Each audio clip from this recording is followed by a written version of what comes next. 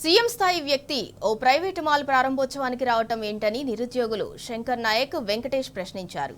Private కార్యక్రమానికి రేవంత్ రెడ్డి హాజరైతే మమ్మల్ని అక్రమంగా అరెస్ట్ చేశారని ఆగ్రహం వ్యక్తం చేశారు. జాబ్ క్యాలెండర్ నోటిఫికేషన్ కోసం శాంతియుత నిరసన తెలుపుతుంటే మమ్మల్ని పోలీసులు దుర్భాషలాడుతూ అరెస్టు చేస్తున్నారని ఆవేదన వ్యక్తం చేశారు. 2 లక్షల ఉద్యోగాలు అంటూ ఎన్నికలప్పుడు ఊదరగొట్టి ఇప్పుడు ప్రభుత్వ ఉద్యోగాలు ఇవ్వటం సాధ్యం కాదని శాసన మండలిలో మంత్రి శ్రీధర్ బాబు చేసిన వ్యాఖ్యలను తప్పుబడుతున్న నిరుద్యోగులతో మా ప్రతినిధి Akram face to face. Odean mall ను ప్రారంభోత్సవాన్ని చేయడానికి సీఎం రేవంత్ రెడ్డి వచ్చారు. ఈ పర్యటన నిరుద్యోగుల పట్ల ప్రాణ సంకటంగా మారింది. నిరుద్యోగులను ఎక్కడికక్కడ ముందస్తు అరెస్టు చేశారు. భద్రతా నడుమ పర్యటన సాగింది. ఇదే విషయంపై మనతో మాట్లాడడానికి పలువురు నిరుద్యోగులు ఉన్నారు. చెప్పండి, ముందస్తు లో ఉండి ఓడియన్ మాల్ కి ఎవరో లోకల్ ఎమ్మెల్యేనో కార్పొరేటరో ప్రారంభిస్తారు. నోటిఫికేషన్లు లేవని మంత్రి శ్రీధర్ బాబు కరాఖండిగా శాసన మండలిలోనే మాట్లాడారు.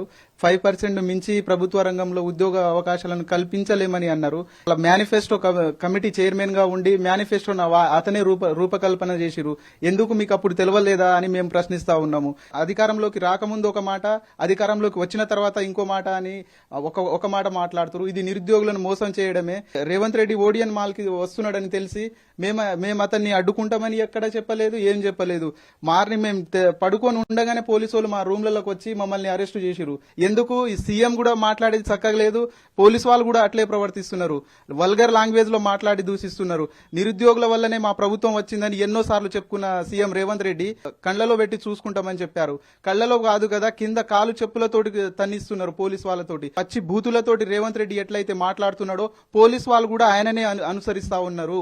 రేవంత్ రెడ్డి, మంత్రి శ్రీధర్ బాబు వాళ్ళ ఇంట్లో నుంచి మేమేం అడగట్లేదు, గొంతమ్మ కోరికలు ఏం కోరలేదు. మేము మీరిచ్చిన మాటనే నిలబెట్టుకోండి రేవంత్ రెడ్డి. మీరు వచ్చినాక ఒక్క ప్రభుత్వ ఉద్యోగ నోటిఫికేషన్ లేదని మేము అడుగుతా ఉంటే మమ్మల్ని పోలీసు వాళ్ళతోటి కొట్టిస్తున్నారు. పోలీసు వాళ్ళతోటి ఇష్టానుసారంగా బూతులు మాట్లాడిస్తా ఉన్నారు. గత ప్రభుత్వం ఇచ్చిన ఉద్యోగ నోటిఫికేషన్లనే ఈ ప్రభుత్వం నియామక పత్రాలు ఇచ్చింది తప్ప కొత్తగా ఒక్క ఉద్యోగ నోటిఫికేషన్ కూడా ఈ ప్రభుత్వం వేయలేదు. దిల్సుఖ్ నగర్ లో ధర్నా చేసినాం, నిన్న అశోక్ నగర్ లో చేసినాం.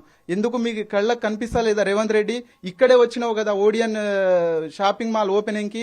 లైబ్రరీ, ఓడియన్ షాపింగ్ మాల్ కనీసం 1/2 కిలోమీటర్ కూడా ఉండదు. నిరుద్యోగుల వల్లనే మా ప్రజాప్రభుత్వం ఏర్పడ్డదని చెప్పినావు కదా.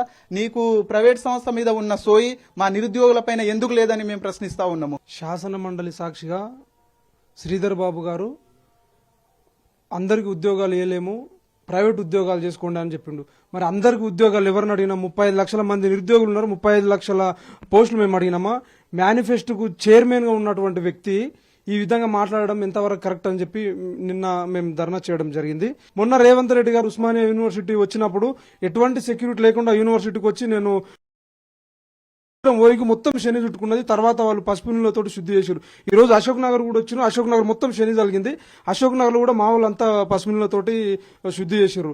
ఎందుకంటే రేవంత్ రెడ్డి గారు గతం లోపల ఉద్యోగాలు ఎక్కువైపోయి నిరుద్యోగులు ధర్నా చేస్తున్నారని ఈ విధంగా మోసం చేస్తే, అంతకుముందు ఎలక్షన్ కన్నా ముందు రాహుల్ గాంధీ గారు వచ్చి చిక్కడపల్లి లైబ్రరీ దగ్గరకు వచ్చి ఎలక్షన్ కు ముందు మాకు హామీలు ఇచ్చి ఆయన మోసం చేస్తే, బట్టి విక్రమార్క గారు జాబ్ క్యాలెండర్ అసెంబ్లీ సాక్షిగా ప్రకటించి దాన్ని మోసం చేస్తే, ఇట్లా ఒకరొక్కరు ఒక్కొక్క విధంగా మోసం చేస్తా ఉన్నారు. ఈ రోజు నిరుద్యోగులని నిన్న చూసిరు మీరు. ఒక ఆయన ఏసీపీ అంట బూతులు మాట్లాడుతున్నారు. మీడియాలో వచ్చింది వేరే అంటే మీడియా లేని సైడ్ ఎన్ని విధాలుగా మా గురించి మాట్లాడినరు.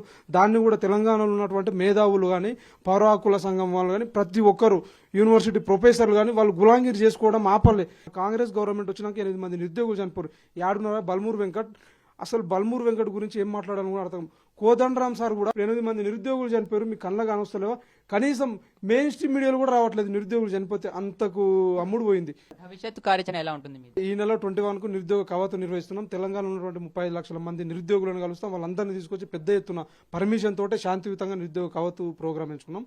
దీని తర్వాత కూడా జంతర్ మంతర్ దగ్గర, ఎందుకంటే రాహుల్ గాంధీ గారు మాకు ఎలక్షన్ కన్నా ముందు చెప్పిండు కాబట్టి తడవబేడ ఏఐసీసీ కార్యాలయం దగ్గర నిలుచుకుందాం అనుకుని, తర్వాత గాంధీ భవన్ ముట్టడిస్తాం. వాళ్ళని తెలంగాణలో ఎక్కడ కూడా తిరగనియం. ఇప్పటికే మాకు చాలా ఏజ్ అయిపోయి డిప్రెషన్ కూడా అయిపోయారు. ఇది నిరుద్యోగులు చెప్తున్నారు. త్వరగా జాబ్ క్యాలెండర్ విడుదల చేయాలని, త్వరగా నోటిఫికేషన్లు ఇవ్వాలని నిరుద్యోగులు డిమాండ్ చేస్తున్నారు.